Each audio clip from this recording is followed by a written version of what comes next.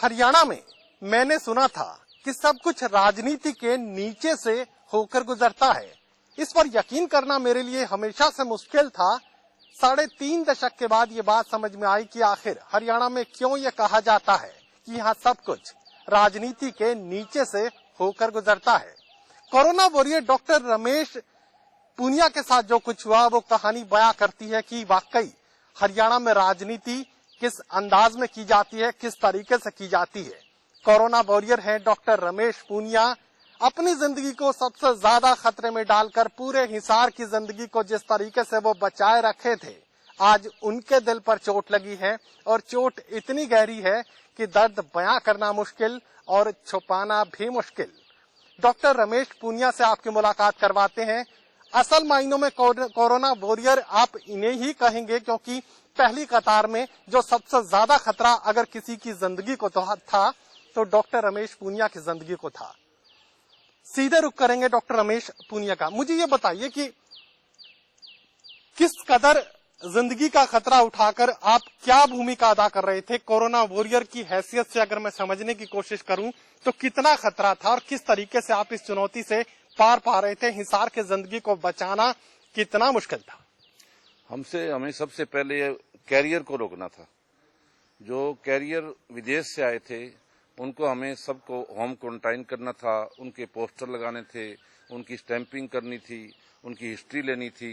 और जो उसके पोस्टर लगने के बाद जो माहौल पैदा हो जाता है, एक नफरत पैदा हो जाती है आम पब्लिक के अंदर भी शायद कोरोना पॉजिटिव है और ऐसी अफवाहें भी बहुत फैली।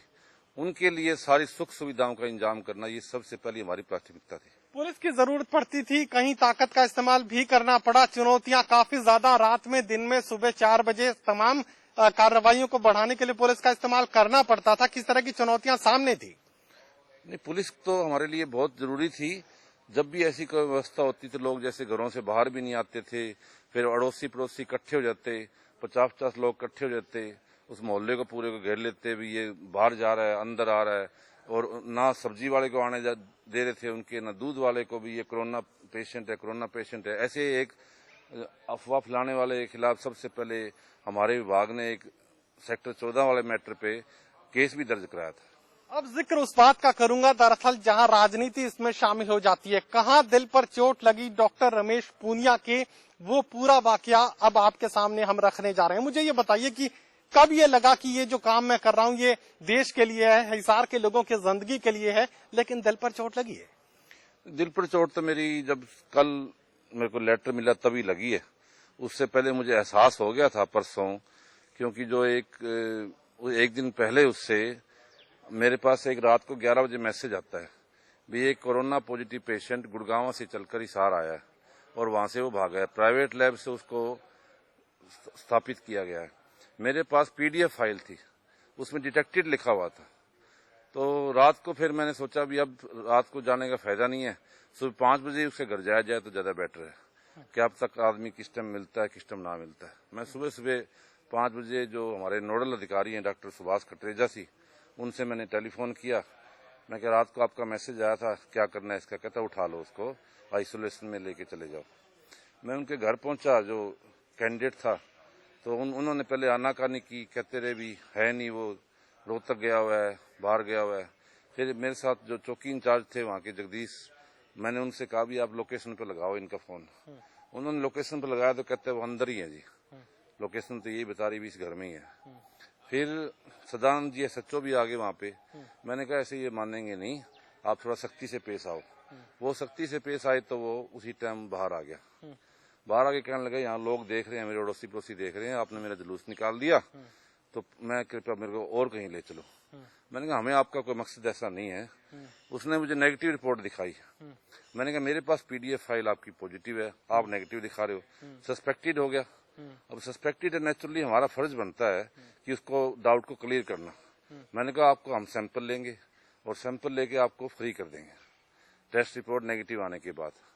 कहता मैं ठीक है, उस बैरियर जो सैनिक स्वीट्स के पास लगा रखे मैं वहीं चलता हूँ।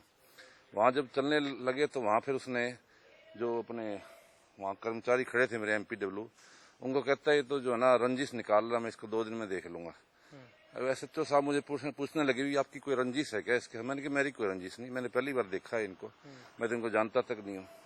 कहते ये ऐसे ऐसे कह रहे, मैं कोई बात नहीं, हमें अपना फर्ज निभाना है। हमारा जो मेन मकसद है भी कोरोना जो कैरियर है वो हिसार में किसी तरह ना घुसे, उसके लिए हमें कोई बलिदान देना पड़े, मुझे कोई प्रॉब्लम नहीं पड़ती। मेरी जिंदगी का एक ध्येय, मैं शुरू से मैंने एम बनाया था कि जो भी काम करो निष्पक्षता पूर्वक करो। चुनौती किस तरह की थी? राजनीति कहाँ शामिल होती है? राजनीति शामिल जब होती है, जब उसको हम लेके गए आइसोलेशन सेंटर में, डॉक्टर नागेश से मैंने कहा इसको अंदर लेके जाओ, वो अंदर लेके चले गए। उसकी 11:30 बजे उसके फादर का मेरे पास फोन आता है, आपने तो अपना काम कर लिया लेकिन हम उसको अपने घर पे ले आए। मैं कहा इतनी जल्दी कैसे ले आए? आइसोलेशन सेंटर में तो जब तक रिपोर्ट नेगेटिव नहीं आती उसके बाद उसको हम होम क्वारंटाइन करते हैं, फैसिलिटी क्वारंटाइन करते हैं।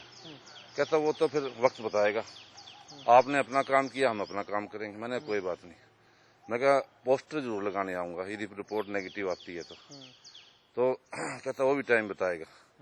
मैंने उसके बाद फिर मैंने उससे पूछा अपने सीनियर अधिकारी से भी इसको आइसोलेशन से बाहर कैसे निकाल दिया।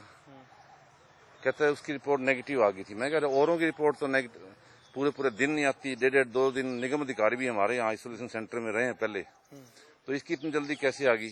वो कहने लगे हमने अग्रवाल से सीबी नोट से करा लिया था। मैं क्या अभी उसका एक्रेडिटेशन तो नहीं हुआ है?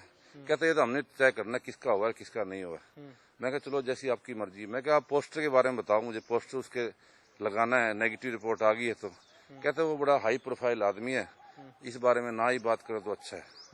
मैंने कहा ऐसा है, फिर मैं इसके लिए मुझे सोचने का वक्त दो। उसके बाद मैं फिर जो हमारे ऑफिशिएटिंग सीएमओ थे उस दिन उनसे अपने सभी एमपीडब्ल्यू साथियों के साथ मिला, क्योंकि पिछले जो 27 हमारे एमपीडब्ल्यू और 4 हेल्थ इंस्पेक्टर पिछले 20 मार्च से हम लगातार इस काम को 70-72 दिनों से लगातार रात दिन कर रहे थे, तो मुझे उनका भी साथ लेना जरूरी था। ये प्रोफाइल ये तय करेगा कि किसको क्वारंटाइन में रख लेना है, किसी को आइसोलेशन में रखना है। अगर प्रोफाइल अच्छा है तो घर में छोड़ दो। ये तो है, यही होता है ना। अब जो बीकानेर से मजदूर आए थे, 21 मजदूर रात को आए थे ट्रैक्टर ट्राली के अंदर, उनको सबका आइसोलेशन में रखा, वो 2.5 दिन रहे और ये 2.5 घंटे भी नहीं रहा क्योंकि ये हाई प्रोफाइल था। लेकिन मैंने ऑफिशिएटिंग सीएमओ को बोल दिया था अपने सभी साथियों के साथ ले जाके। आगे क्या हुआ? आगे मैंने बोल रहा हूँ कि मैं अपने साथियों के साथ लेकर ऑफिशिएटिंग सीएमओ के पास गया कि हमारी इसमें बेइज्जती हुई है, या तो आप हमारे को रात को मैसेज ना करते, फिर मैसेज कर दिया सुबह ये मैसेज ना देते भी आप इसको उठा के आइसोलेशन में ले आओ, डाउटफुल है ये। उसके बाद जब ले आए तो आपने उसको 2-2.5-3 घंटे में घर पे भेज दिया। उसके फादर मुझे धमकी दे रहा है, कहता ये तो हमारा काम ही है। मैंने कहा चलो हमारा काम ये तो हो गया, अभी नेगेटिव रिपोर्ट आपने मान ली उसकी अग्रवाल वाली, लेकिन उसके बाद जो पोस्टर लगाने वाला नियम है जो आपने ही बनाया हुआ है, 3 तारीख के बाद जो भी रेड जोन से आया है उनके सबके पोस्टर लगेगा। इस रूल को तो मुझे फॉलो करना है ना, क्योंकि मुझे आपने अधिकार क्षेत्र दिया हुआ इस मामले का। कहता वो आपने लगाना नहीं है पोस्टर। मैंने कहा ऐसा है मैडम, 7 बजे तक रिपोर्ट आ जाती है, 7 बजे मैं उसके घर में रिपोर्ट आने के बाद जो एनआरसी की रिपोर्ट आती है मैं उसके घर में पोस्टर लगाऊंगा, चाहे मेरी नौकरी रहे चाहे जाए। यानी राजनीति ने दिल तोड़ दिया, पूरा तरह तोड़ दिया। लेकिन मैं इन चीजों से डरने वाला नहीं हूँ, क्योंकि अक्सर होता है। आजकल तो माहौल ऐसा है, मंदिर में पुजारी नहीं बन सकता जो थोड़ा बहुत आदमी के अपना खुद में दम ना हो, तो हालात ऐसे हैं। तो इसके लिए मुझे कोई प्रॉब्लम नहीं, मैं हर कुर्बानी देने को तैयार। राजनीतिक चुनौतियां भी अब सामने है, नौकरी पर खतरा और तमाम वो चीजें सामने रख दी जाएंगी। ऐसा है, मेरी अभी 4 साल की सर्विस है। जैसी सरकार की मनसा कहाँ कराना चाहती है, कैसे कराना चाहती है, तंग करना चाहती है, तंग होने के लिए तैयार है, हर चुनौतियों का सामना करने को तैयार हूँ। चलिए एक चीज और हमारे तमाम दर्शकों के लिए बता दीजिए कि राजनीति की जो बात अब तक चल रही है, क्या वो सत्ता पक्ष से जुड़े हुए लोग हैं? सत्ता पक्ष से जुड़े हुए लोग हैं, वो तो इसका पुराना मुझे तो पता भी नहीं था। जो इसके अब जो पिछले जो इतिहास आ रहा है मेरे सामने, वो यूं भी आ रहा है कि एक हमारा कर्मचारी है राजकुमार एमपीडब्ल्यू, उसका एक कपिल जिंदल नाम के लड़के से रात को फोन पे झगड़ा हुआ था अफवाह न फैलाने बारे, तो उसने उसके खिलाफ मुकदमा दर्ज कराया था। तो उसने इसी से इसके फादर से बात कराई थी और वो रिकॉर्डिंग हमारे पास है, और सेक्टर 14 वाली पुलिस चौकी में इसके खिलाफ मुकदमा दर्ज हुआ था।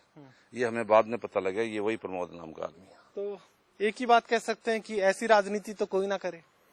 नहीं, राजनीति वाले राजनीति करते रहेंगे, हम अपनी ड्यूटी निभाते रहेंगे। हमारा काम था। अभी आपको क्या किया गया? वो उस ड्यूटी से हटा दिया गया? मेरे को कोरोना से ड्यूटी से हटाया गया। जो मेरा ओरिजिनल काम था वो मुझे तो करना ही पड़ेगा, मैं करता रहूंगा। बायोलॉजिस्ट हैं आप, तो ऐसे में सबसे पहली जिम्मेदारी तो आपके पास थी। नहीं, मेरे पास जिम्मेवारी इन्होंने इसलिए दी थी क्योंकि एक तो मैं यहाँ से फेमिलियर हूँ, पिछले 53 साल से। मैं जब 1 साल का था हिसार में आ गया था, और मैं सभी मोहल्लों से और सभी पार्षदों से परिचित हूँ, और सभी जो लोकल पोजीशन हैंडल कर लेता हूँ, और सभी साथियों ने मुझे सहयोग दिया, चाहे वो पार्षद हो, चाहे पुलिस प्रशासन। कोरोना वॉरियर के साथ क्या कुछ हो सकता है, ये तमाम तस्वीरें, ये तमाम घटनाक्रम को हम आपके सामने रखने का काम कर रहे हैं। दरअसल राजनीतिक रसूख रखने वाले लोग किस तरीके से नए परिभाषाएं तैयार करने में कामयाब हो जाते हैं, किस तरीके से तमाम चीजों को पलटने में कामयाब हो जाते हैं। इसीलिए शायद हरियाणा में कहा जाता है कि यहाँ सब कुछ राजनीति के नीचे से होकर गुजरता है। सहयोगी कमल के साथ महेश कुमार, टोटल न्यूज, हिसार।